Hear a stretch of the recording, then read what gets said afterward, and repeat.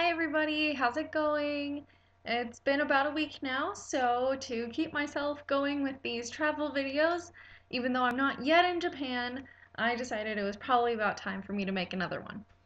So, first things first, along with my theme of apparently never making a video in the same place twice, look, it's another new room behind me! Yay! Eventually you're going to see every place I've ever been, which is kind of creepy. Please don't stop me. Another exciting thing is if you see my hair to go along with orange being the best color, because it is, I have dyed my hair orange, which is actually one of those things that I started doing in the year or so that I wasn't making videos. But now you actually get to see it because I just redid it, so it looks really good and so beautiful. And yes, I love it. I even wore my orange shirt to help show it off. It's great. Good times, good times. Anyways, to kind of say, last week before Japan, I figured it'd be a good idea to talk about the kinds of things that I did to get ready to go to Japan because that's all I can really talk about right now. So let's get started, shall we? One of the things that I personally did while getting ready for Japan is flashcards. Flashcards, flashcards, flashcards. The one thing I was told that I need to know, because I don't actually speak Japanese yet, it's to learn Japanese in Japan, that's the program. I needed to be able to read and write in hiragana and katakana, which, for those of you who don't know, are the two basic writing systems in Japan. So it's not kanji, it's not there's a different symbol, character for every word. It's very much like the Roman alphabet, where you have a letter, if you will, and each letter has a sound that goes with it. It's just they have 46 of them, and both hiragana and katakana actually use the same sounds, they just use different symbols. So hiragana actually is for Japanese words, while katakana is for more foreign words generally, but they are the same sounds. And I needed to know them. So something that I super, super, super highly recommend are my flashcards right here. It looks intimidating because there's a heck of a lot of them, but that's because even though I know I should cut these in half, save trees and all of that wonderful stuff, I work better when my note cards are bigger, even though there's not a whole lot on a single note card. I process the information more that way.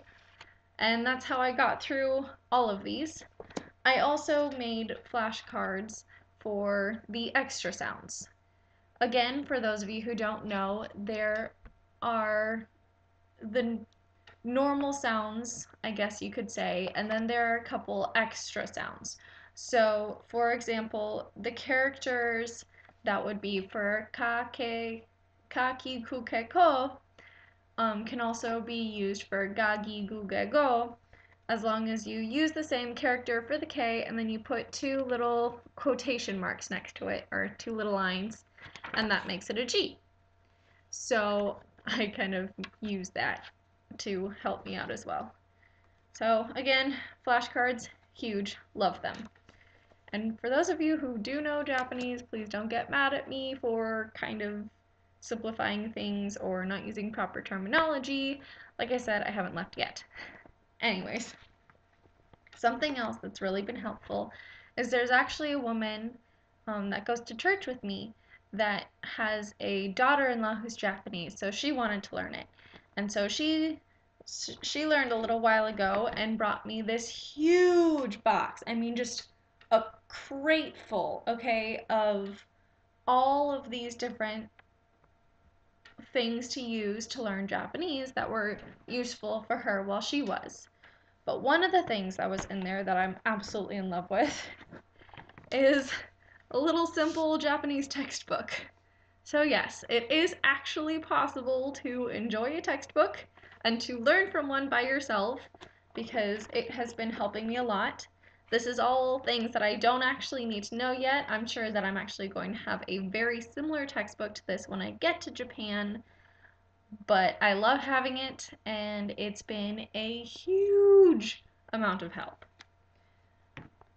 One last thing that I've been really looking into before I leave are cultural differences, things that I need to know, and my best resource for that has been YouTube, actually. So, different people who are already in Japan, or somebody who is American or a foreigner to Japan, particularly, and can talk about the differences that they've gone through and the things that they needed to know before they left. So that's definitely a thing to look at, and I will be sure to post videos like that in the future. So if anybody's planning on going to Japan, I hope those eventual videos will be really helpful to you too. Okay, until next time, sayonara!